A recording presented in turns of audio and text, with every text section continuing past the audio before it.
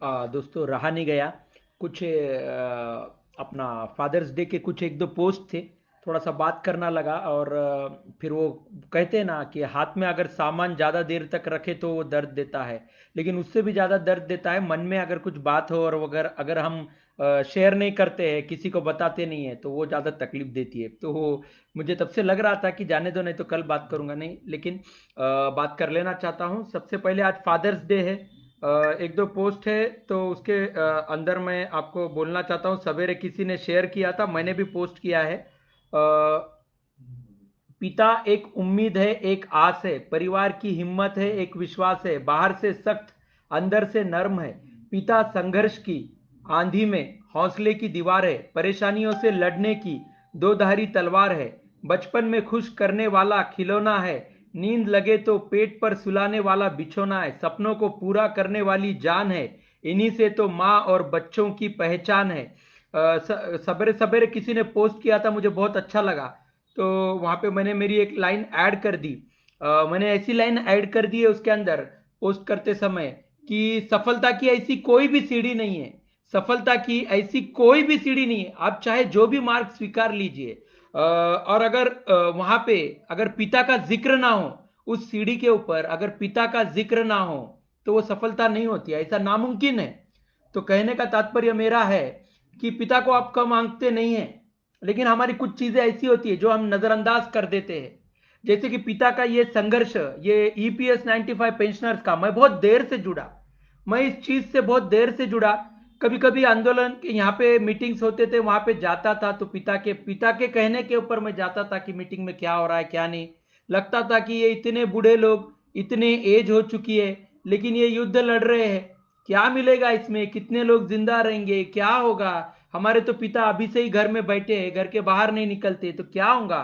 तो दोस्तों ये संघर्ष था, उनके उनके अस्तित्व की निशानी है, और ये युद्ध हमें हर हाल में जीतना है। आज फादर्स डे पे आज फादर्स डे पे हम सब सब कसम खाते हैं कि हमारे पिता को, आप आप तमाम पिताओं को न्याय दिला के रहेंगे, और इस सरकार को और इस मीडिया को भी बता देंगे कि सीनियर सिटीजन को आपने नजरअंदाज करके, उन्हें कम समझ के, उन्हें कमजोर समझ के, उनके बुरे समय को अपनी ताकत समझ के आपने जो गलतफहमी की है, इसी के वजह से आपको ये सजा मिल रही है। और हम जरूर जीतेंगे दोस्तों।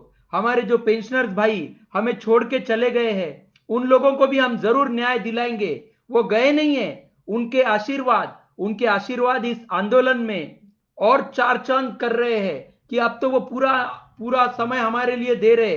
पहले तो भी अपने शरीर से जुड़े थे, अब पूरी आत्मा से इस आंदोलन में वो लोग जुड़ चुके हैं। तो दोस्तों उनके आशीर्वाद के सहारे हम आज कसम खाते हैं कि जल्द से जल्द हम ये ईपीएस 95 पेंशनर्स को, आप तमाम पिताओं को जल्द से जल्द हम न्याय दिला के रहेंगे, और ये सरकार को उनकी गलतियां बता के रहेंगे, ये मीडिया को भी उनकी गलतियां बता के रहेंगे कि कॉमन आदमी अगर चाहे तो क्या नहीं कर सकता, क्योंकि पूरी डेमोक्रेसी कॉमन इंसान के ऊपर खड़ी हुई है, आप नेताओं के ऊपर या मीडिया के ऊपर खड़ी हुई नहीं है। आप हमें फोकस नहीं देना चाहते, मत दीजिए, हमारे आंदोलन को आप कम समझ रहे, लेकिन एक दिन आएगा कि आपको आपके गलतियों का एहसास जरूर होगा दोस्तों। तो ये कुछ पोस्ट थे जो मैं आप लोगों से शेयर करना चाहता था आज फादर्स डे के नाम पे। ये एक पोस्ट है, पहला तो पोस्ट मैंने तमाम पिताओं को समर्पित कहा था। अब एक पोस्ट है जो पेंशनर्स के बच्चों को या किसी भी बच्चे को अपने पिता के लिए, पिता के कंधे पर बैठ पूरी दुनिया देख ली थी, पिता के कंधे पर बैठ पूरी दुनिया देख ली थी, जब खुद खुद खड़े होने की औकात नहीं थी।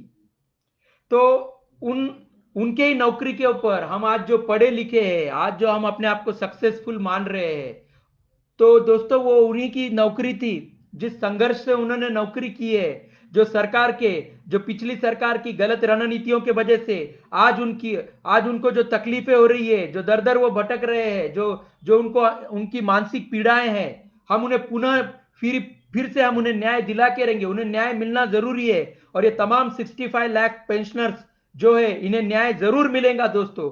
तो ये उनके पेंशनर्स के बच्चों के लिए है कि आप अपने पिता के संघर्ष को और थोड़ी सी ताकत दीजिए, और इस मैदान में पूरी तरह अपने आप को भी, जितना भी हो सकता है, आपको सैटरडे संडे तो भी छुट्टी होंगी, तो एटलीस्ट वो सैटरडे संडे अपने पिता के लिए आप भी मैदान में उतर जाइए। सोशल मीडिया के माध्यम से आपके कोई पत्रकार फ्रेंड्स होंगे, राइटर्स फ्रेंड होंगे, सोशल मीडिया एक्टिविस्ट होंगे, आपके सोशल एक्टिविस्ट होंगे, उन लोगों को भी कहिए कि इस युद्ध में हमारी ताकत बने, हमें समर्थन दे, तो ये आंदोलन और जल्द से जल्द हम लोगों को न्याय दिला के रहेगा। तो इन तमाम पेंशनर्स के बच्चों को ये पोस्ट समर्पित था दोस्तों।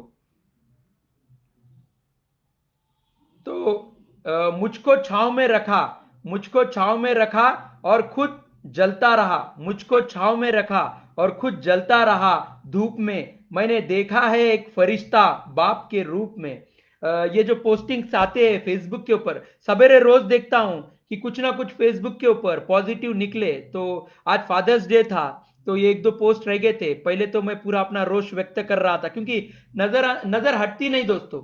सामने खुशियों का मंजर भी खड़ा हो जाए, तो ये जब तक न्याय नहीं होगा तो आंखों में कचरा गए वैसा है। मैंने मेरे फ्रेंड से भी कहा, मैंने आपको इसके ऊपर भी पोस्टिंग करते समय कहा कि सामने खुशियों का मंजर है, सामने खुशियों का मंजर है, लेकिन आंखों में कचरा चला गया है। तो ये आंखों में कचरा यानी ये जो ईपीएस 95 पेंशनर्स के साथ जो अन्याय हुआ है, तो ये आंखों में का कचरा है। जिस दिन ये आंखों में का कचरा हट जाएगा, जिस दिन हमें न्याय मिल जाएगा, उसी दिन ये खुशियों का मंजर हम पूरी तरह से सेलिब्रेट कर पाएंगे, अपने आप को पूरी तरह से वहां पे इन्वॉल्व कर पाएंगे और उस खुशियों के मौके, उस जो खुशियों का माहौल है उसमें अपने आप को पूरी तरह एक्टिवेट कर पाएंगे, पूरी तरह प्रेजेंट कर पाएंगे। लेकिन अभी हमारे जो आंखों में कचरा गया है, जो ईपीएस 95 पेंशनर्स का जो आंदोलन चल रहा है, इसे सक्सेसफुल जल्द से जल्द बनाएंगे और ये आंखों का कचरा हटा के ही हम खुशियों के मंजर में अपने आप को पूरी तरह से झकझोर देंगे दोस्तों। तो यही बात कहना चाहता था कि ये फादर्स डे के नाते तमाम पेंशनर्स के बच्चों से भी मेरी ये रिक्वेस्ट है कि आप अनशन आंदोलन के ये मेरे पोस्ट को आप नहीं शेयर करेंगे कोई प्रॉब्लम नहीं है, लेकिन जो हमारी पेरेंट कमिटी है, जो पेरेंट कमिटी है हमारी, जो अशोक राउत सर के अंडर में बुल्डाना के NAC committee, national agitation committee के, राष्ट्रीय संघर्ष समिति के अंडर जो हमारा जो अनशन आंदोलन चल रहा है, आज 546वां दिन है, इसकी जो फोटो पोस्टिंग होती है, जो विलास पाटिल सर या उपेंद्र सिंह सर या और कोई लोग पोस्ट करते हैं जो नैक ग्रुप में होती है, ये पोस्टिंग्स हजारों में होनी चाहिए दोस्तों। आज अगर 500 में चले जाएंगी, कल 1000 में चले जाएंगी, परसों 10,000 में चले जाएंगी, फिर लाखों में चले जाएंगी दोस्तों। हम 65 लाख पेंशनर्स है दोस्तों, हम कम से कम 1000 तो भी शेयरिंग्स कर सकते हैं, लाख तो भी शेयरिंग्स कर सकते हैं दोस्तों। और सोशल मीडिया पे ईपीएस 95 पेंशनर्स का मुद्दा मुख्य धारा में ला सकते हैं दोस्तों। तो यही फादर्स डे पे आपसे रिक्वेस्ट है कि ज्यादा से ज्यादा अनशन आंदोलन का, ज्यादा से ज्यादा अनशन आंदोलन के जो पिक्स है, जो हमारा आज 546वां दिन, जो रोज रोज एक दिन का, जो हमारे हमारे जो ये पेरेंट कमिटी के लोग, जो हमारे हेड जो ये पोस्टिंग्स कर रहे हैं, इसे हजारों में इसे पोस्टिंग्स दीजिए दोस्तों, अपने पेज पे शेयर कीजिए। आपको उसमें कुछ लिखना नहीं है तो भी मत लिखिए, लेकिन पोस्टिंग्स शेयर कर दीजिए। ये जो चैन है, ये चैन आज नहीं तो कल किसी बीजेपी नेता, कांग्रेस नेता, राष्ट्रवादी कांग्रेस नेता, ये लोग हम तक आने चाहिए। हमारे बुल्डाना के नेशनल एजुकेशन, हमारे जो बुल्डाना का नैक कमिटी का ऑफिस है, हमारे जो राष्ट्रीय अध्यक्ष है अशोक राउत सर, उन तक ये लोग पहुंचना चाहिए कि ये क्या आंदोलन चल रहा है। ऐसा माहौल हम माहौल बनाएंगे दोस्तों। बाकी पूरा काम हमारा नैक कमिटी के, जो हमारे पेरेंट कमिटी, हमारे अशोक राउत सर जो बाखूबी इतने वर्षों से निभा रहे हैं। हमें क्या करना है, हम चाइल्ड कमिटी को, हम बच्चों को क्या करना है, ईपीएस 95 पेंशनर्स के सिर्फ हमें माहौल बनाना है दोस्तों। चाहे राइटर्स के थ्रू, चाहे पत्रकारों के थ्रू, चाहे सोशल मीडिया पे, हर तरफ से हमें ये ईपीएस 95 पेंशनर्स की न्यूज मुख्य धारा में लानी है। और यही मैं आप लोगों से, ये फादर्स डे के नाते आप लोगों से मांगना चाहता हूं कि दोस्तों माहौल बनाने में हम लोगों का आप योगदान दीजिए, आप हमें मदद कीजिए दोस्तों। आप लोगों की मदद की जरूरत है।